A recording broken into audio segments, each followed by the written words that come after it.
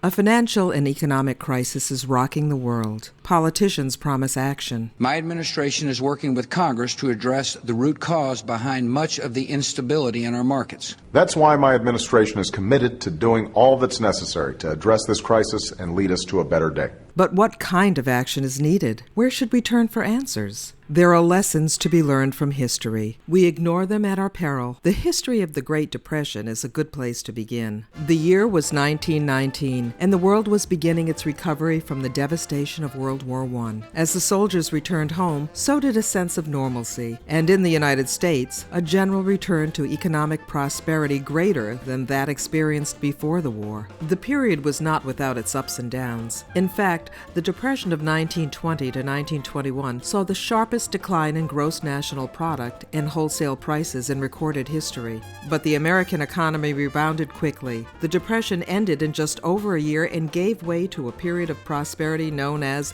the Roaring Twenties. However, the next economic downturn, the crisis of 1929, would turn out very differently. A series of disastrous economic policy decisions turned what would have been an economic downturn into what we now know as the Great Depression. Amity Shlaes, a senior fellow at the Council on Foreign Relations and author of The Forgotten Man, A New History of the Great Depression, explained how an economic crisis turned into a world-shattering catastrophe. In the 1920s, we had a stock market crash, but it didn't have to be a depression. And then when we had a depression, the depression didn't have to last till World War II, but it did.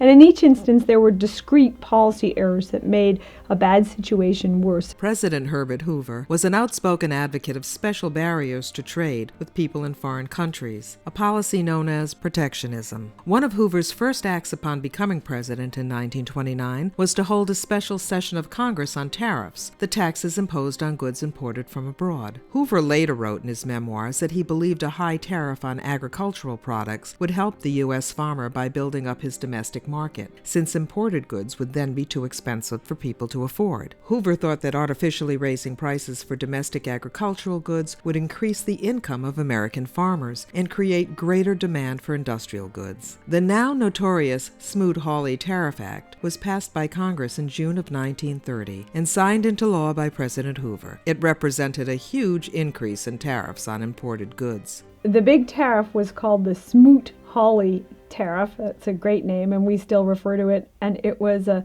frightening tariff. It did cut trade in the U.S. by half with foreign nations. So it had a dramatic effect at a dramatic time when the stock market was also falling by more than half.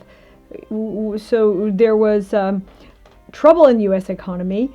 The stock market had crashed, and Smoot-Hawley made it all worse. The Smoot-Hawley tariff went well beyond increasing taxes on imported farm goods. By the time the bill was passed by the Congress, special interest groups of every kind had been able to cash in at the expense of American consumers and other less politically connected industries. The bill included special taxes on sugar, wheat, beef, cotton, textiles, leather and shoes, wool and wool products, velvet, decorative china, glass surgical instruments, pocket knives, and watch movements. Tariffs were raised on over 20,000 imported items. Of course, the people who had to pay the price to protect the chosen industries were American consumers and American businesses, anyone who had to buy any of the goods covered by the tariff in order to go about their daily business. The politicians didn't understand that you cannot create wealth by blocking trade. Exchange creates wealth by allowing people to exchange what they make for what others make. Each participant in the exchange can specialize in what he or she produces at the lowest cost. Trade is based on mutual gains. Blocking trade only makes the economic pie smaller. The special interests can gain if, as they make the pie smaller, they get a much bigger share of it. But everyone else gets a smaller share of a smaller pie. Protectionism impoverishes. Protectionism creates conflict between the interests of producers and the interest of consumers in every country saddled with protectionist policies. It also creates conflict between nations. U.S. exports fell dramatically as a result of the Smoot-Hawley tariff.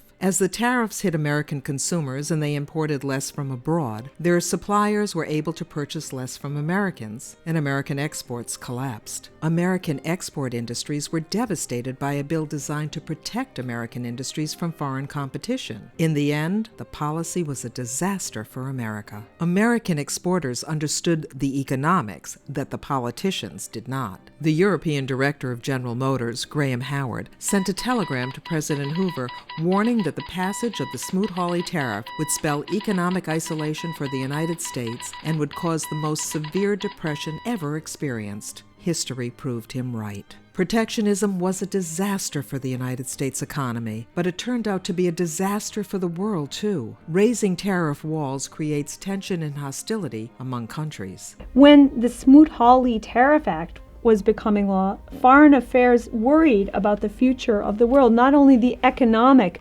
but the political future, and they read all the things that were going on in the European papers and reported what the Europeans were saying.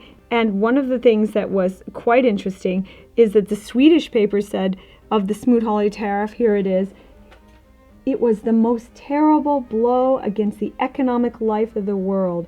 A Spanish newspaper said the U.S. was trampling on fair competition and on the peaceful spirit of the world. So they saw right away, these newspapers, that the consequences of a U.S. tariff, of U.S. being cavalier even about trade, would be political, diplomatic, and would affect the future of democracy on the continent. As country after country raised tariffs and blocked international trade, the world fell into depression. Within 2 years of passage of the Smoot-Hawley tariff in the United States, the volume of international trade had collapsed by 70%. And with the collapse of trade came more unemployment, poverty, and the rise of extremism. Protectionism had contributed enormously to crashing the world economy and the terrible consequences to follow. As economist Martin Wolf of Oxford University and the Financial Times said of the experience, this collapse in trade was a huge spur to the search for autarky and Lebensraum, most of all for Germany and Japan. Was protectionism the right policy in 1930? Is it the right answer to the current financial crisis? Not according to economists who have studied the period.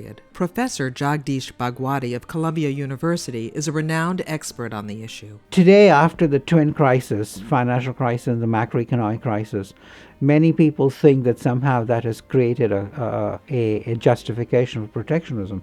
But protectionism relates to goods trade, to services trade. It relates to trade issues. The financial crisis relates to financial issues. Stopping trade won't solve problems rooted in the financial sector. Like the Smoot-Hawley tariff and the process of retaliation it set off around the world, protectionism will only make things worse, without addressing any underlying problems. Stopping trade won't cure our economic crisis. It threatens instead to make it much, much worse, as it did in the 1930s. Economists from around the world have joined together to protect free trade from the protectionists who want to stop trade. You can join them by signing the petition for free trade at www.freedomtotrade.org. This is a truly international effort uniting people from all over the planet. I'm Ali Huang from China, and I'm proud to stand up for the freedom to trade. I am Gabriel Araújo from Brazil, and I'm proud to stand up for the freedom to trade.